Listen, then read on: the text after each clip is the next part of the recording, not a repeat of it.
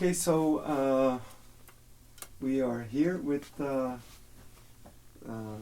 CEO from Bsur and my business partner, but most of all, my friend Jan Lijkenberg here. Tell us a bit about your name. Rijkenberg, how do you say it and what does it mean? In the Dutch you say Rijkenberg. Yeah. It's very Dutch. Yeah.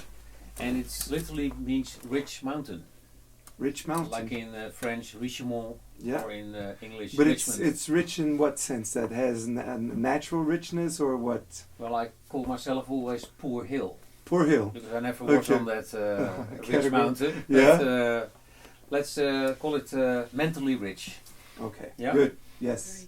So, you know, Jan is here today or during this week because we have clients in Bsur São Paulo that were actually brought to us by Bsur Amsterdam, and Jan, it's been a while since you're not here, since May last year. Yes. And we brought him to our hub for him to see whatever we're building here, and it's always nice to have him. But to talk about Bsur São Paulo, we have to first talk about Brazil. Mm-hmm. So when was the first time that you heard about Brazil, and why, and how was that interest? How did it came to you? Like, what was the thing with Brazil? I think the first time I heard about Brazil was I was young and I was doing geography in school. Yes. Since I was raised in a Catholic family, I once saw Brazilian carnival, and I thought, yes. That's wow. not my parents said that's not Catholic at all. You know? Yeah. Dancing in a bikini. Yeah. But I think that's my first memory of Brazil. The swinging yes. side of Brazil. Yeah. And then there is some songs, summer songs that sometimes are about Brazil. And of course soccer, although I was not so much in soccer myself, but I was aware that, well, that's where it happened or happens. Famous soccer comes from. But so it was related to movement in a way. In what sense do you mean? Movement, because it's carnival and then it's soccer. Yeah, and it's always about people moving in different impressions. Yeah. You get from like all these songs, la, la, la, la, la, in Brazil. You know, that everybody was dancing all that. Yeah, yeah. That but in fact, until I landed here 3 years ago to do my Discovery Week, I never was in South America at all, except for a stopover at Venezuela airport to go to Curacao in the Dutch Antilles. Yeah. So that was also why I very much enjoyed going here, to not only look at how we could start a business, but also to have my first time in Brazil. Yes. Yeah. Right. I guess it's in the unconscious imaginary of people about Brazil and blah blah. I hope the country hasn't disappointed you. No, but we have in the script here something about the internet and how the internet changed the communication. I don't know if that's not already an old issue, considering that the internet has been around since ever, but it has for sure changed how we perceive the world, even though I guess we are entering this new phase of understanding that the way we are consuming internet, it's basically not relevant anymore. Mm-hmm. So how do you see that movement on, or what's going on? It's very funny, when we started the company in Amsterdam like 22 years ago, we had a young guy, and at one day he asked me, do you know what internet is? And then I said to him, isn't that the bus connection between Amsterdam and Haarlem? He said, no, that is a new thing, already 3 million people are connected. And I said, okay, so then I challenged him, well, if you know so much about it, let's do a lunch, what we always do at the company when new things come around, and let us all learn. And I think that's why we were one of the first agencies to really work with internet. On the other hand, I've also been interviewed quite often where people ask me, okay, what does Jan Rijkenberg think from new media? And I have a point of view here that you can maybe consider as conservative, but I don't think it's that. I always say new media are new this year, and they're part of the overall media plan next year. Yes. And in that sense, you know, I've been in conferences or in group discussions with people who said, oh, with internet that means 10 years from now there will be no TV anymore, no radio commercials and all that. And that's not the case. It's just an add-on to. I think, by the way, that internet has a lot of opportunities. I think for branding it's absolutely not the best one, because we cannot bring over that kind of emotion we can do in other thing. I think to internet too much is a selling machinery for good causes, of course, for companies who want to sell. Mm-hmm. But at the same time, it is a sort of observation I have the last couple of years. I feel that we are now so over bombarded with everything that comes from the internet, that I see people distract already from it. Yes. You know, my younger daughter, she already threw out Facebook.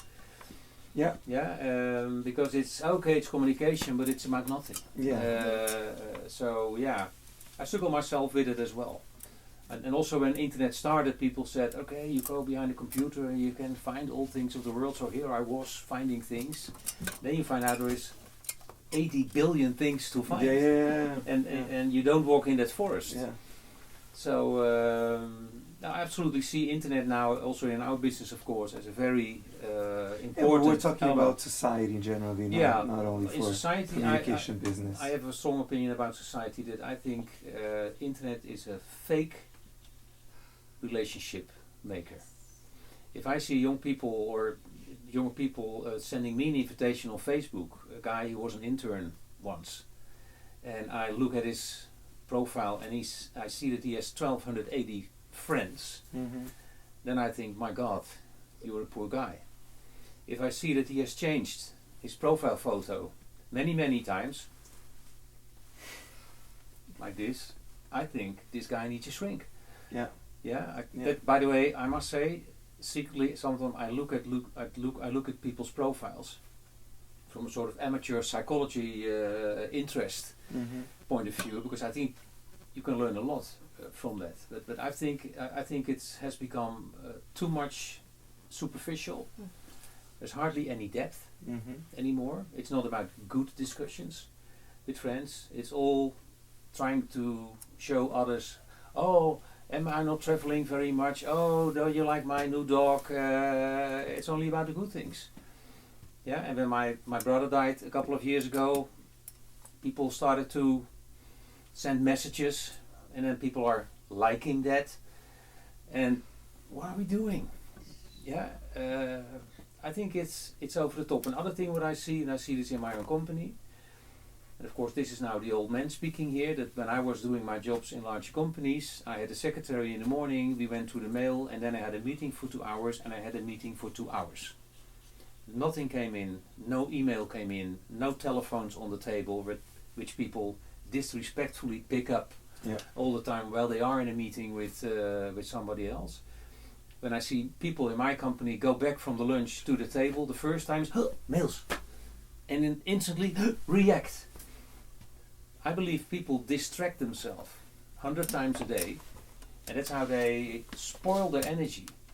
And little things, many of them, instead of going very deep to really create something great or solve a problem. It could be both. You don't go deep, and also because you're also all the time picking up things, you lose the overall view also. Yeah. So you're not deep, and you're not outside of that, and you're stuck there. Yeah, there's that saying that says, because of the numbers of trees, I can't see the forest anymore. Yes. Yeah, something like that. And that's another thing. If you talk about interaction between people, if I am sitting in the street tram and I see 80% of the people sitting like this, sad, where normally you would sit next to somebody and just have a nice chat, which sometimes, funny enough, you still have in airplanes because you can't use your phone there. Yeah. Fortunately. Yeah. And I think, and I believe that we will learn that it has a lot of good stuff. It brought us a lot. It still does. But it's not all good, yes, so to speak. I guess we are still on that learning curve on the process. Yes. I guess it's a pendulum. Yeah. I was a friend of mine. She's a photographer. Actually, it's a friend's mother. She was taking pictures on poor communities, and one of the pictures that she shot was in a favela in Rio de Janeiro, And something was really strange there because it was a really small house, but they had a huge television just like the size of this frame here. And at the same time you could see that actually the light that were shining through the television and that image was much prettier than this person's reality. Yes. So in that sense, we are privileged enough to actually be able to enjoy life. Yeah. So I don't think there's much excuse for people like us on being hooked on that things, because in the end our life is good, our life is beautiful. Yeah. But I totally understand for people that are unable to enjoy life like we do, being stuck on that thing that shines and everything. I'm not saying it's right. I'm just saying it makes more sense. Yes. So it's crazy. You know that this interview program that we did, it's basically also in music, which brings us to the first musical topic. Like, what kind of music were you listening when you were young, or what kind of music do you listen now? Are there any similarities between what you used to listen now? To be honest, I was not so much in music when I was young. Yeah. Maybe because I was doing too many things outside the house. Yeah.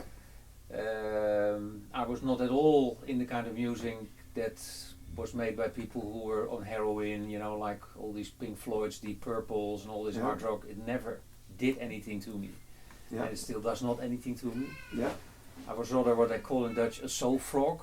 You know, I like Motown more, but in the 70s, come on, you couldn't be Motown. There was, you really had these groups. Yes. Either you were in drugs, you had long hair, and you were living that underground kind of stuff. Yeah. But I was not that, and I love jazz a lot, all because I was happy to be in a school with a very huge auditorium, and in my town that was the yearly jazz festival, which was even on television on a national level, which allowed me to see Dexter Gordon playing saxophone. Dexter Gordon. Stupidly drunk, by the way, but he played marvelous. And since then I'm absolutely a jazz lover. Yes. So let's listen to Dexter Gordon now. Oh, he looked much better then. I saw him in 74. Yeah. 7 years after this. Where? In my school. Oh, in your school? In my school town. He went to your school actually to play. Yeah, because really famous players came there. Yeah.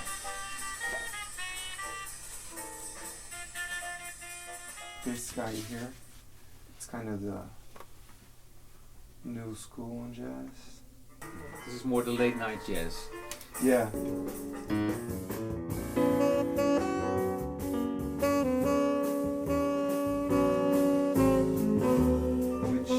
To me, when I listen to jazz, when it's too fast, I don't like it that much. I like more when it's like... Yeah, like all this very wild jazz where they go in against each other all the time. That I see. Like then to me, it's this guy is very, very good. Joshua Redman. I remember him. Yes. Later on, I'll put him on my playlist. Yes. Yeah. Very interesting dude. There's one artist that I was admiring from the start. I think that was even the first long play record that I bought is Paul Simon. Paul Simon. After he split up with Simon Garfunkel. And that record, I think I've, turned it like 500 times. And I think I have all his records still, the classic vinyl albums. Yeah. Because I think he's his absolutely own style. Yeah. But also because he's been in South Africa, he brings in influences from different parts of the world, which makes great music. Yeah. Hello, darkness. Oh no. The Sound of Silence. Yeah. Yeah. So when I started playing guitar myself, those of course were the first songs with very simple accords, by the way, that I could sing myself. Oh, you put the karaoke version up. I don't need the text there. There's a vision softly creeping at the seats while I was sleeping. vision that was planted in my brain still remains within the sound of silence. Like changing a bit subject nowadays, the value to companies are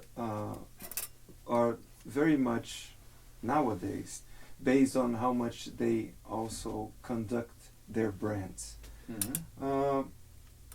Where do you see are the most dangerous paths a company can percorrer, can follow in order to, go wrongly on the brand management?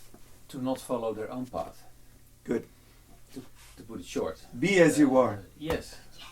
Be as you are. Because that's maybe why I wrote that book and why our company name is like that. Because I really believe that a lot of strategic thinking bigger companies is not strategic big thinking. Yes. It's the board that wants 12% growth more this year for the stock exchange. Yeah.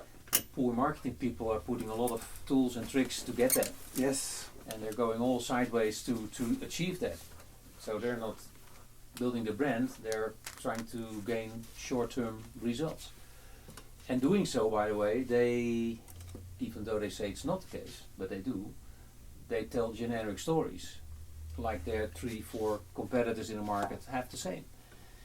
Yeah, every deodorant is bringing the girl to the boy. Every detergent is making your laundry whiter, and there may be varieties in how those commercials are shot, but it's one big generic story. Yeah, and that's because most of these companies come from product functionalities, and they think still that they can win the people's heart by hammering on those unique selling points, which are as old-fashioned as when the word was invented in 1956. Yes. Yeah. Because there's hardly any unique selling points anymore. Yeah. Because there's so many commodities, especially in the supermarket world. There's nothing new to develop on a detergent. You can make it from powder into liquid, and then you make it in a gel, but it's all the same stuff in another packaging. But it's brought as it is a revolution we will all be waiting for. Yeah. And it's bullshit. It's bullshit. That's bullshit. Actually, the whole concept of, the brand that sells the most is the brand new. New. When there's actually no new on that.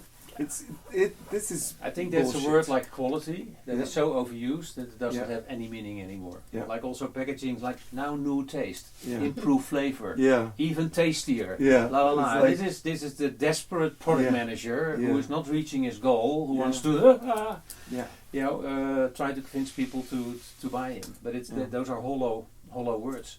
Yes, they are. Yeah. Like to talk about image, we are going through a really interesting phase in Brazil, and we have our own way of perceiving how what's going on, but I don't see how the world sees it. And what's your opinion on what's going on in Brazil, considering that we've talked about it also, and what is the overall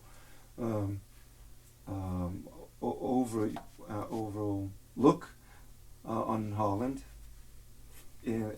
of Brazil? Ooh, that's quite complex. Yeah, but we don't need to. I think many people, if I look at the Netherlands, are not even aware. Yes. They don't care. They see South America as a continent. Yeah, it's Buenos Aires. It's everything speaks Spanish. Yes. They think they don't know any difference between Brazil, Colombia, Peru, and whatever. Yeah. They're all South Americans. Yeah.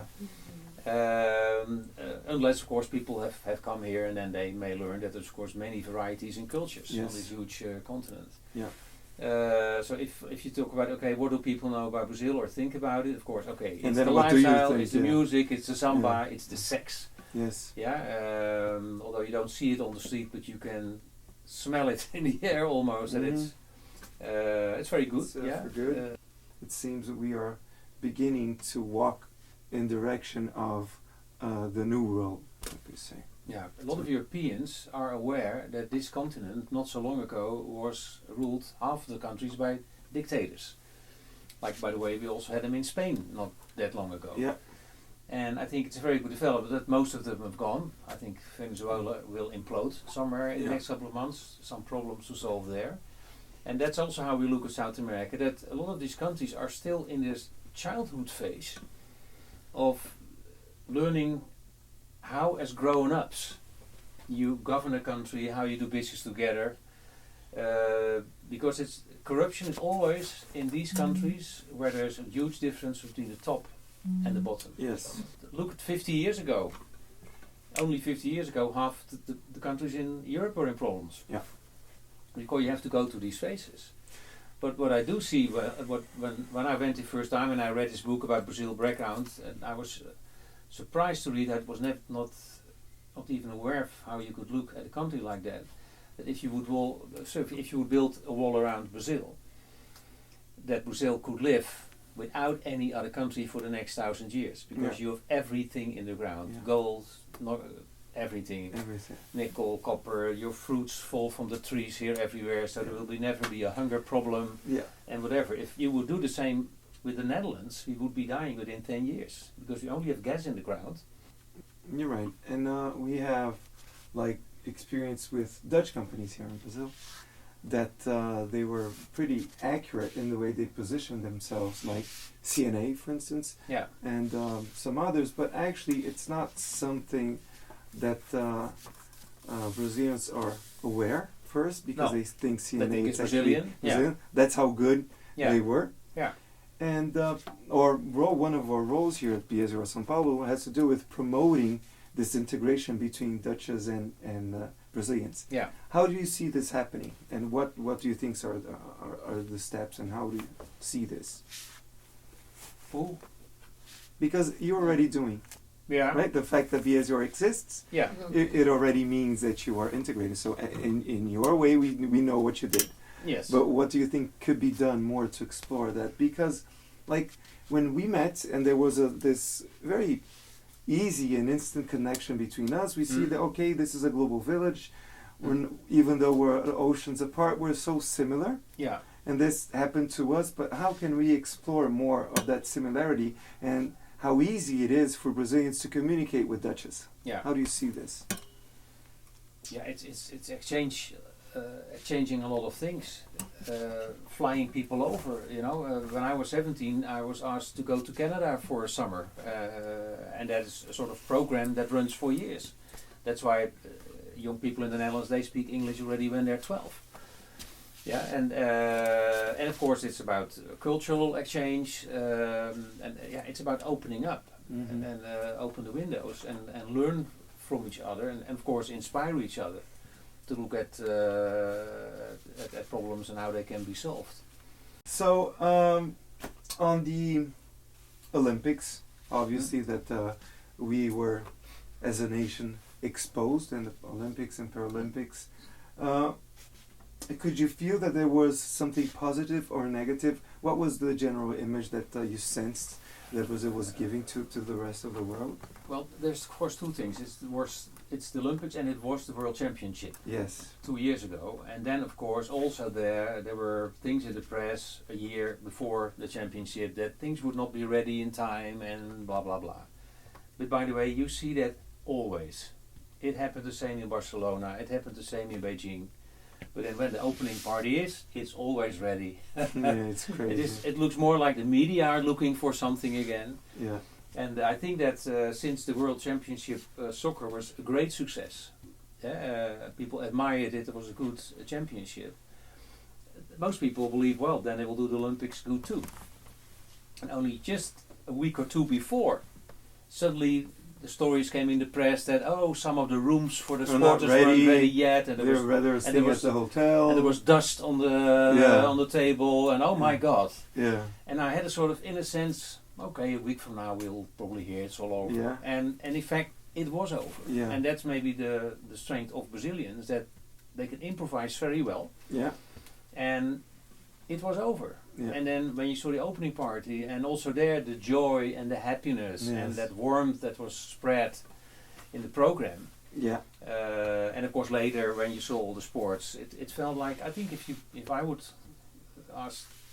be asked to describe these games, I would say it would probably those were the most warm games Mm-hmm. in the last couple of years. Samaranch always had this was the Yeah. biggest championship where they stopped that. Yes. Yeah, but because it was just like everybody had to go over the other, but it felt very warm. So okay, guys, it's been good talking to you, and especially with Jan, who is the CEO to our company, Bsur Communication, that we got hubs and we started our operation there. He already mentioned 22 years ago in Amsterdam, and now the operation is extended to Shanghai in China, and also Bsur São Paulo, obviously in Brazil. So it was a pleasure having him around on our first live streaming Bsur studio broadcast ever. Hooray! So thank you guys. Thanks Jan. See you later. Obrigado.